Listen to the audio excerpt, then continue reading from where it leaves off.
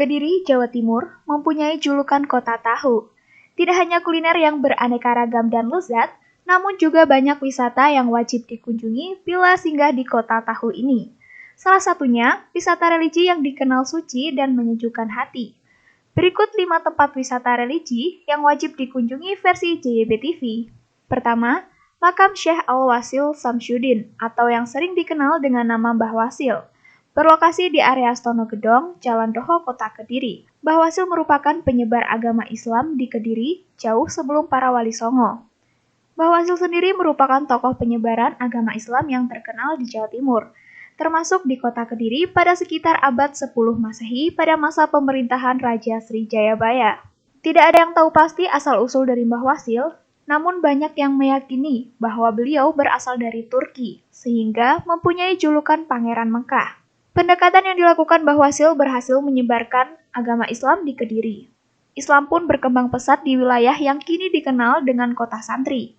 Sejumlah masjid pun dibangun, salah satunya Masjid Stonogedong. Makam Mbah Wasil selalu ramai dikunjungi pada saat bulan Ramadan, khususnya di waktu sore hari menjelang buka puasa. Tak hanya peziarah lokal yang datang, namun dari luar negeri juga ada, seperti dari Malaysia, Filipina, Thailand, bahkan dari Belanda. Selain makam Mbah Wasil, di wisata religi Stonogedong juga terdapat tokoh besar lainnya, seperti makam Wali Akba, Pangeran Sumande, Sunan Bagus, Sunan Bakul Kabul, Kembang Sostronegoro, Mbah Fatimah, dan Amangkurat. Karena banyaknya pengunjung yang datang, makam Stonogedong menjadi andalan wisata religi pemerintah setempat. Stonogedong ditetapkan sebagai lokasi cagar budaya oleh BPCB Trowulan Mojokerto, Jawa Timur.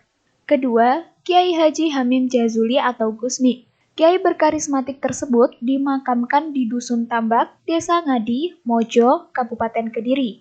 Gusmi lahir pada 17 Agustus 1940. Beliau adalah putra Kiai Haji Jazuli Utsman, seorang ulama sufi dan ahli tarikat pendiri Ponpes Al-Falah Mojo Kediri. Gusmi merupakan salah satu tokoh Nahdlatul Ulama atau NU dan pejuang Islam yang masyhur di tanah Jawa dan memiliki ikatan darah kuat dengan berbagai tokoh Islam ternama, khususnya di Jawa Timur. Maka wajar jika Gusmi dikatakan pejuang agama yang tangguh dan memiliki kemampuan yang terkadang sulit dijangkau akal. Selain menjadi pejuang Islam yang gigih dan pengikut hukum agama yang setia dan patuh, Gusmi memiliki spiritualitas atau derajat kerohanian yang memperkaya sikap taat dan patuh terhadap Tuhan.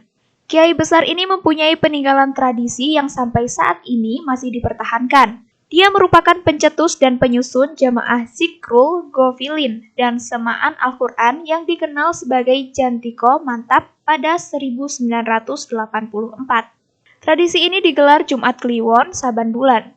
Tak tanggung-tanggung, setiap kali tradisi itu digelar, antusiasme ribuan peziarah yang berasal dari penjuru Nusantara tumpah ruah di area makam Gusmi. Ketiga, makam Syekh Ihsan Muhammad Dahlan Al-Jampesi berlokasi di Pondok Pesantren Jampes di Dusun Jampes, Desa Putih, Kecamatan Gampeng Rejo, Kabupaten Kediri, Jawa Timur. Namanya makin terkenal setelah kitab karangannya Siraj Al-Tahbilin menjadi bidang ilmu yang dipelajari hingga perguruan tinggi, seperti Universitas Al-Azhar, Kairo, Mesir. Semasa hidupnya, Kiai dari Dusun Jampes ini tidak hanya dikenal sebagai ulama sufi, tetapi ia juga dikenal sebagai seseorang yang ahli dalam bidang ilmu-ilmu falak, ilmu fikih, hadis, dan beberapa bidang ilmu agama lainnya.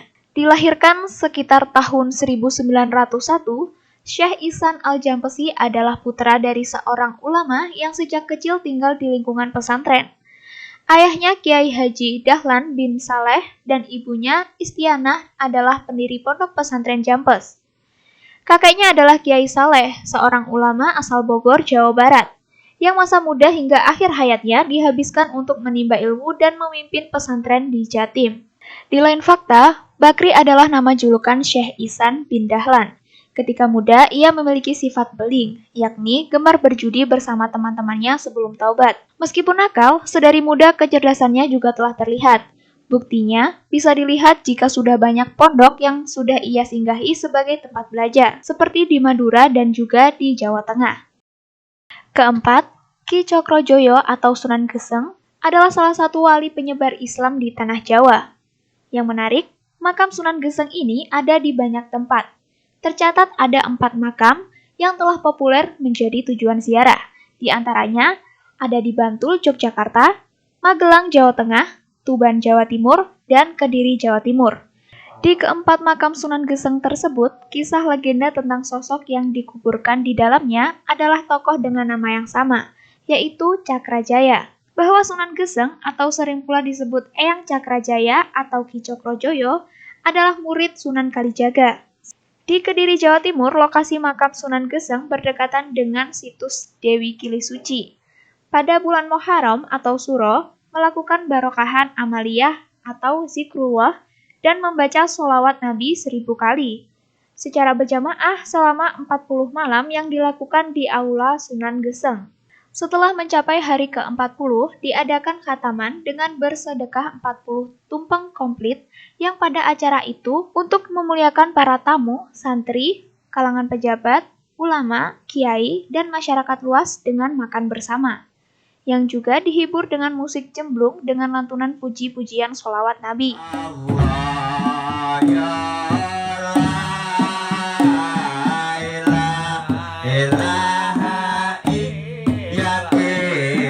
Dan yang terakhir, makam Kiai Soleh berlokasi di Gang 1 Nusa Indah nomor 11A, Banjarmati, Kecamatan Mojoroto, Kota Kediri, Jawa Timur.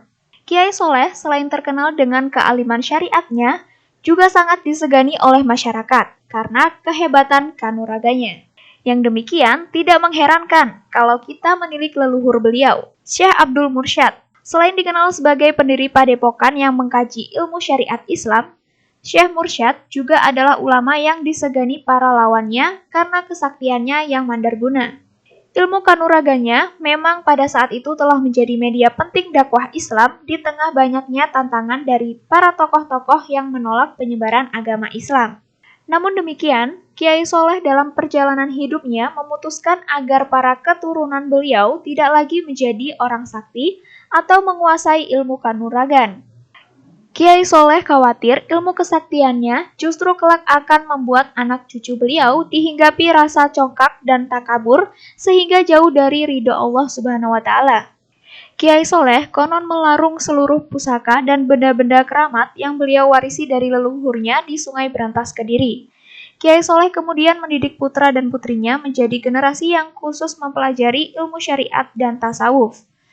Ketekunan dan kegigihan Kiai Soleh membuahkan hasil. Terbukti, putra-putrinya kelak menjadi para figur penting di balik berdirinya pesantren-pesantren terkemuka penyebar khasanah keilmuan Islam.